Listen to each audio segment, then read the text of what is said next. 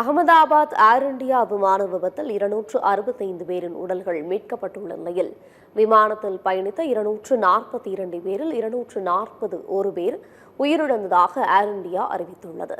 அகமதாபாத் விமான நிலையத்திலிருந்து நேற்று பிற்பகல் லண்டனுக்கு புறப்பட்ட ஏர் இந்தியா விமானம் புறப்பட்ட சில நொடிகளிலேயே விபத்தில் சிக்கியது. விமானம் கீழே விழுந்து வெடித்து தீப்பிடித்ததில் அப்பகுதியில் இருந்த மருத்துவக் கல்லூரி மாணவர் விடுதி உள்ளிட்ட கட்டடங்கள் சேதமடைந்தன.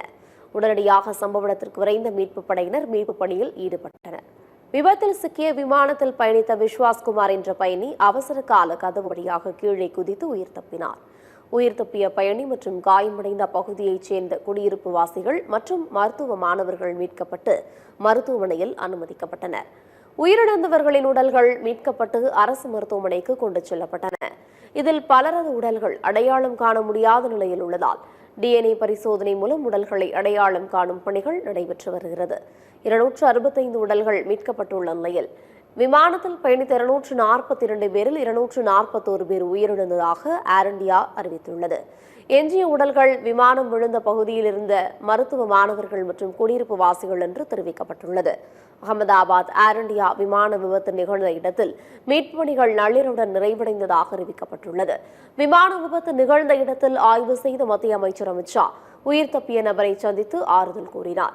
இதைத் தொடர்ந்து பேசிய விமான விபத்தில் உயிரிழந்தோரின் குடும்பத்தினருடன் நாடு துணையாக நிற்கும் என்று அவர் தெரிவித்தார். இந்நிலையில் அகமதாபாத் விமான விபத்து நிகழ்ந்த இடத்தில் பிரதமர் மோடி இன்று நேரில் ஆய்வு செய்ய உள்ளார். விபத்திற்குள்ளான ஏர் இந்தியா விமானத்தின் கருப்பு பெட்டியை கைப்பற்றி விபத்திற்கான காரணம் குறித்து விசாரணை நடைபெற்று வருகிறது. விமான விபத்தில் உயிரிழந்தவர்களின் குடும்பங்களுக்கு தலா 1 கோடி ரூபாய் வழங்கப்படும் என்று காயமடைந்தவர்களின் சிகிச்சை செலவையும் ஏற்பதாக டாடா குழுமம் அறிவித்துள்ளது. இந்நிலையில் அகமதாபாத் விமான விபத்து தொடர்பாக இங்கிலாந்து புலனாய்வு குழு இந்தியா வர உள்ளது.